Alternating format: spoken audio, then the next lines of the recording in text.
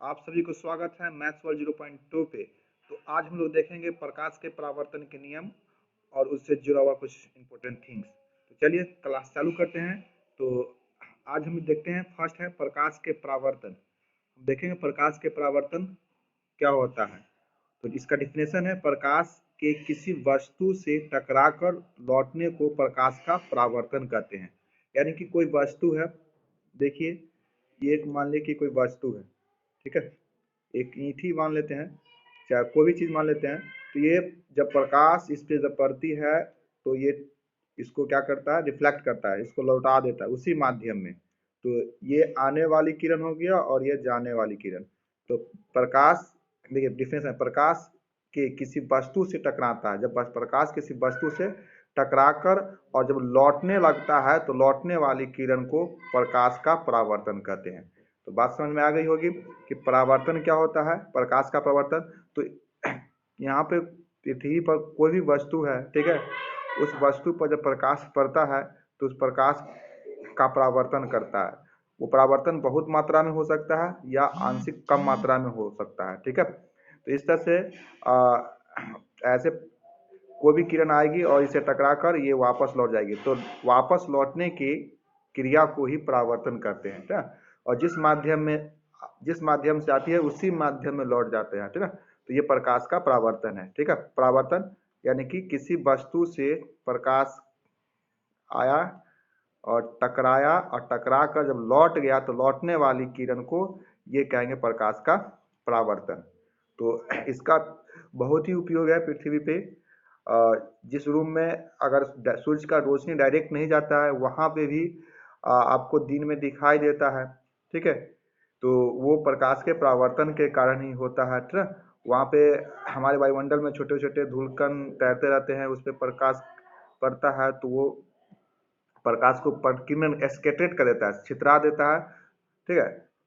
प्रकीर्णन जिसे कहते हैं, उसको आगे पढ़ेंगे। तो अभी फिलहाल देखिए प्रकाश का परावर्तन, ठीक है। तो प्रकाश किसी वस्तु से टकरा कर जब लौटने लगता है तो उस लौटने वाली प्रकाश की किरण को प्रकाश का परावर्तन कहते हैं, ठीक है। और एक चीज याद रखनी चाहिए कि जिस माध्यम से आती है उसी माध्यम में, जैसे प्रकाश अभी हवा से आ रही है और टकराने के बाद फिर हवा वहीं चला गया है तो ये प्रकाश का परावर्तन कराएगा। अगर हवा से पानी में प्रवेश करता है और तब वो लौट जाता, तब वो क्या करता है, मुड़ जाता है, तो प्रकाश का परावर्तन नहीं होगा। तो चलिए आगे देखते हैं। नेक्स्ट है कि इसका अगला ये नोट्स देखिए, बिना पॉलिश किया हुआ वस्तु की अपेक्षा पॉलिश किया हुआ वस्तु प्रकाश का ज्यादा परावर्तन करता है। यानी कि जो वस्तु जितना चिकना होगा, जितना स्मूथ होगा, वो उतना ही प्रकाश का ज्यादा परावर्तन करेगा, और जो वस्तु जितना डल होगा वो वस्तु उतना ही कम प्रकाश का परावर्तन करेगा, लेकिन प्रकाश का परावर्तन करेगा। जो भी वस्तु को हम लोग देख पाते हैं, ठीक ना, आप जिस वस्तु को देख पाते हैं, ठीक ना, वो सारे वस्तु प्रकाश का परावर्तन करता है, इसी की वजह से उसको हम देख पाते हैं। अगर प्रकाश का परावर्तन नहीं करता तो वस्तु दिखाई नहीं देता, ठीक है। तो बिना पॉलिश किया हुआ वस्तु की अपेक्षा पॉलिश किया हुआ वस्तु प्रकाश का ज्यादा परावर्तन करता है।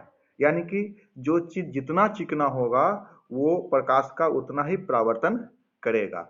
नेक्स्ट टॉपिक है आपका कि चांदी प्रकाश का अच्छा परावर्तक है। चांदी का जो लेप होता है, दर्पण में हम लोग क्या करते हैं कि एक दर्पण होता है, दर्पण क्या है, वो एक कांच होता है, ठीक है।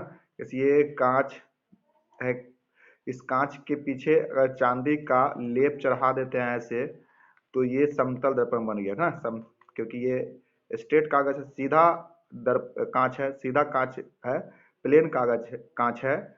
और इस पे क्या करते हैं, एक तरफ से अगर हम चांदी का लेप चढ़ा देते हैं तो ये क्या हो गया, एक दर्पण बन जाता है। तो ये चांदी का लेप जो है वो क्या होता है, प्रकाश का अच्छा परावर्तक है, इसलिए चांदी का लेप लगाते हैं, ठीक है।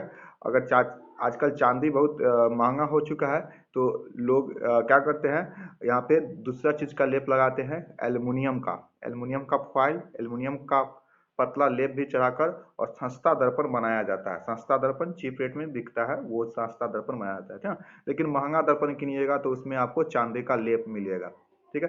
तो चांदी जो है प्रकाश का अच्छा परावर्तक है। ठीक है, तो नेक्स्ट देखते हैं हम लोग। साधारण दर्पण में चांदी का पतला लेप चढ़ाया जाता है। ठीक है, ऐसे ये बुक में है कि साधारण दर्पण पर जो है चांदी का पतला लेप चढ़ाया जाता है, लेकिन व्यावसायिक तौर पर अब जो है वो एल्युमिनियम का भी लेप चढ़ाया जाता है संस्था दर्पण बनाने के लिए, और इसे सुरक्षित रखने के लिए गहरे रंग से पेंट किया जाता है। ठीक है, यानी कि आप देखे होंगे ये दर्पण कैसे बनता है। तो ये मान लीजिए कि कांच का कांच है, एकदम स्ट्रेट कांच है, सीधा कांच है, और इस पे क्या करते हैं हम चांदी का लेप चढ़ाते हैं, और चांदी के लेप चढ़ाने को हम लोग रंजित जो करते हैं ना, क्लई इसको डाई करते हैं, जो चांदी के लेप चढ़ाते हैं इसको हम लोग रिप्रेजेंट करते हैं ऑब्लिक तिरछा लाइन से। तो इस तरह से अगर दिखाया गया है, और ये यहाँ पे एम है और ये एम डैश है, तो ये एक समतल दर्पण हो गया। ठीक है, ये क्या हो गया, एक समतल दर्पण को रिप्रेजेंट करेगा। एम एम डैश एक समतल दर्पण को रिप्रेजेंट करेगा। तो इस तरह से समतल दर्पण में चांदी का पतला लेप चढ़ाया जाता है, और इसे सुरक्षित रखने के लिए पीछे जो है एक गहरे रंग से, कोई भी रंग हो, रेड कलर का हो, ब्राउन कलर का हो, उसको क्या करते हैं, उसको पेंट करते हैं कि चांदी का लेप क्या होगा, उसके स्क्रैच नहीं होता, चांदी का लेप स्क्रैच नहीं हो। तो ये चांदी का लेप चढ़ाकर समतल दर्पण बनाया जाता है। कोई भी दर्पण बनाया जाता है, लेकिन समतल दर्पण में ये एक प्लेन होता है। ठीक है, अगर ये कांच जो मेरा वक्र कांच होगा, ऐसे होगा, और इसको ऐसे यहाँ से पेंट करेंगे, तो ये भी क्या हो जाएगा, एक दर्पण बनेगा।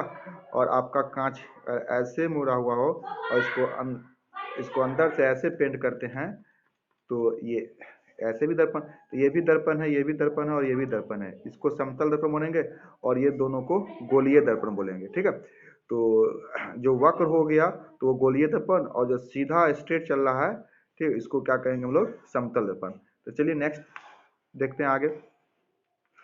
अब है कुछ टर्म देखते हैं। आपतित किरण है, आपतन बिंदु, ये क्या होता है इसको समझते हैं।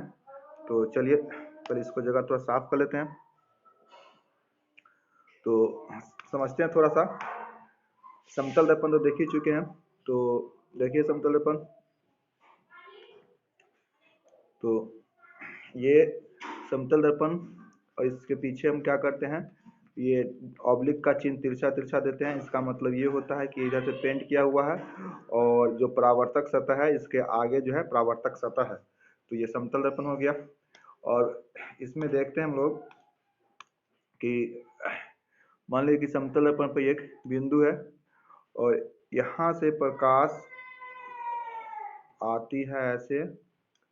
ठीक है, तो इस बिंदु से मिलता है।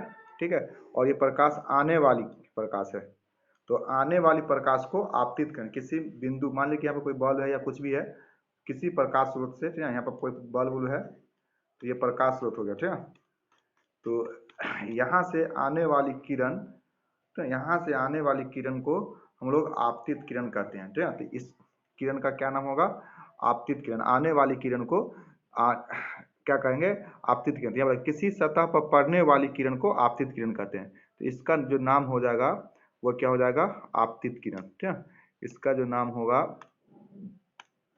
इसका नाम होगा आपतित किरण। तो नीचे लिखते हैं आपतित किरण हो जाएगा इसका नाम।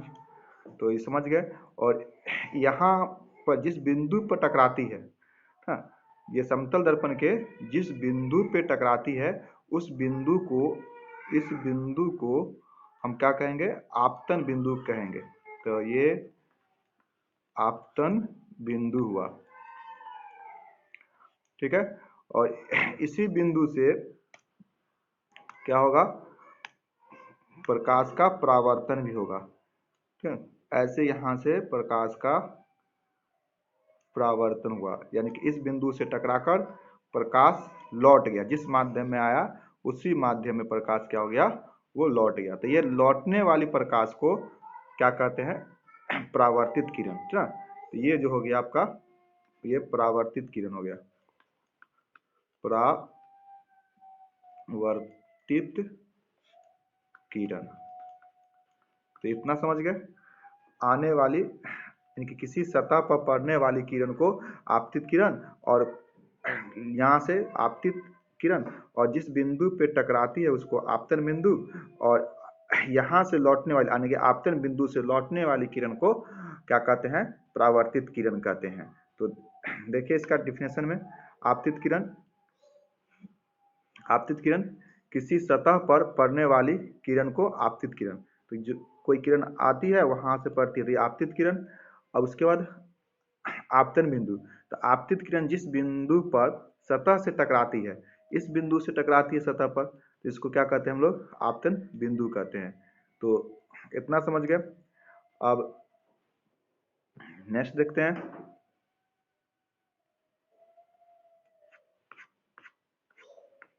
कहाँ तक देख लीजिए।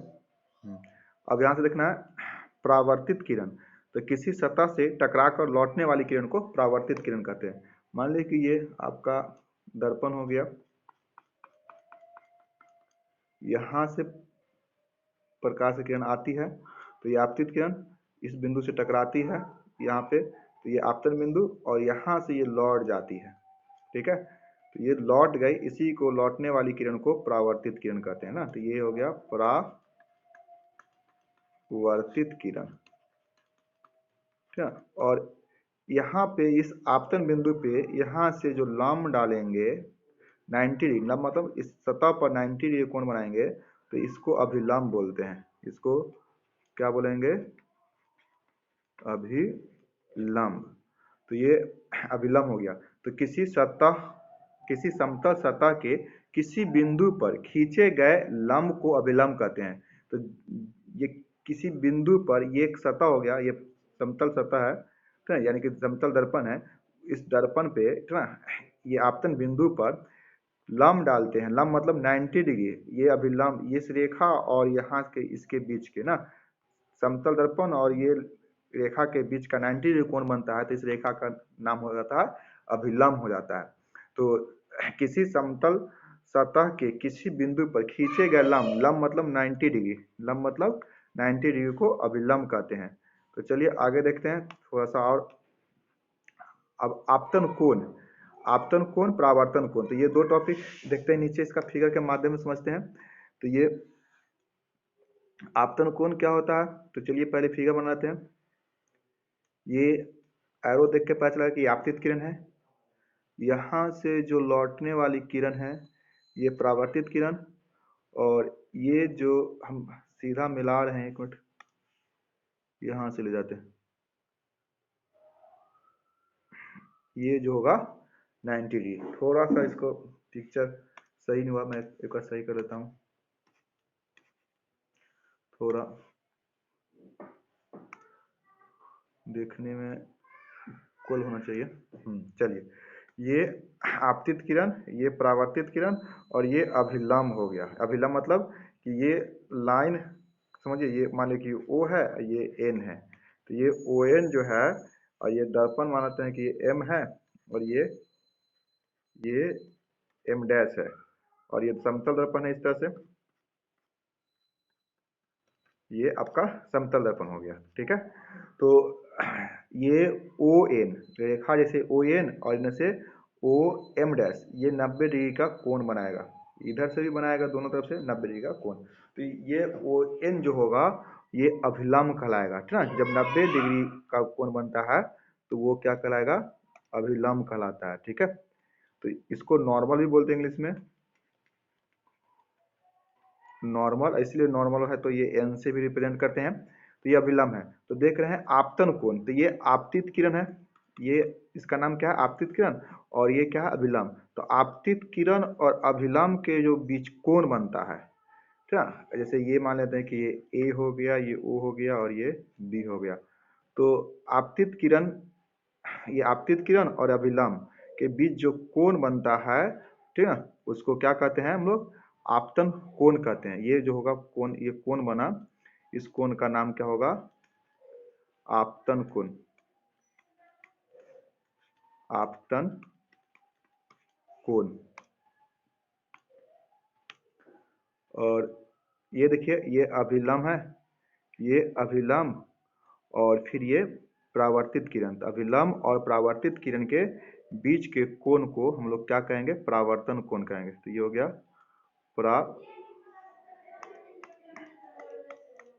परावर्तन कोण, ये हो गया परावर्तन कोण हो गया। तो आपतन कोण को अगर हम सूचित करेंगे तो ये I से, अपरावर्तन कोण को सूचित करते हैं R से, एंगल ऑफ इंसिडेंस और angle of reflection sorry, angle of reflection. तो ये I और ये R, इसको आपतन कोण को I से और परावर्तन कोण को R से सूचित करते हैं। तो ये आपतन कोण हो गया और ये क्या हो गया, परावर्तन कोण। तो समझ गए, आपतित किरण और अभिलंब के बीच का जो कोण बनता है उस कोण को आपतन कोण, और परावर्तित किरण और अभिलंब के बीच का जो कोण बनता है उसको परावर्तन कोण कहते हैं। तो चलिए नेक्स्ट पेज देखते हैं। अब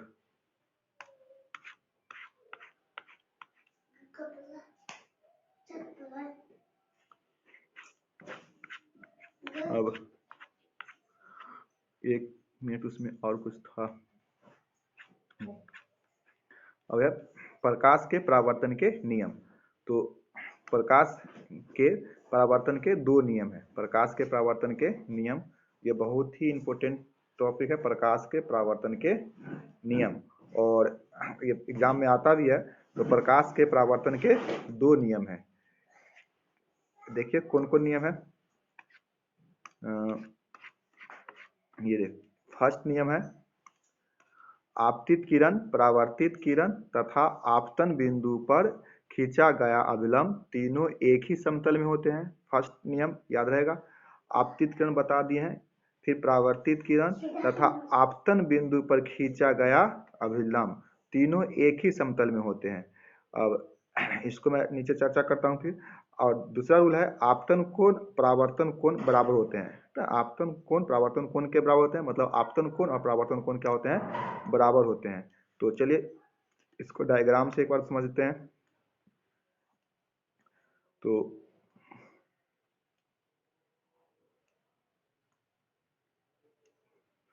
ये आपतित किरण हो गया, ये परावर्तित किरण हो गया, और ये क्या हो गया, आपतन बिंदु। अगर इसको नाम लिखा जाए, आपको बोले कि नाम लिखिए, तो एरो देख के आप नाम लिख सकते हैं। इसका क्या नाम दीजिएगा, इसका आपतित किरण, आपतित किरण। किसका, इसका नाम, इसका क्या नाम दीजिएगा, परावर्तित किरण, परावर्तित किरण। ठीक है। अब इसका क्या नाम होगा, तो अभिलंब होगा। तो फर्स्ट प्रकाश के परावर्तन के नियम, फर्स्ट नियम है कि आपतित किरण, ठीक ना, ये आपतित किरण, ये वाला आपतित किरण, परावर्तित किरण और अभिलंब, ये क्या हो गया, अभिलंब, तीनों जो है एक ही समतल, इस समतल पे है। तो फिगर आप समझ लीजिएगा। तो फिगर का वर्णन कर देना है, ठीक है। फिगर का क्या करना है, वर्णन कर देना है। आपतित किरण, परावर्तित किरण और आपतन बिंदु पर खींचा गया अभिलंब तीनों एक ही सतह पर होते हैं या एक ही समतल पर होते हैं, फर्स्ट नियम। दूसरा वाला आपतन कोण, तो अब बताएं तुरंत कि ये आपतन कोण आई से लिखते हैं, और ये परावर्तन कोण, दोनों बराबर होते हैं। आपतन कोण का मान जितना डिग्री होगा उतना ही परावर्तन कोण का मान होगा।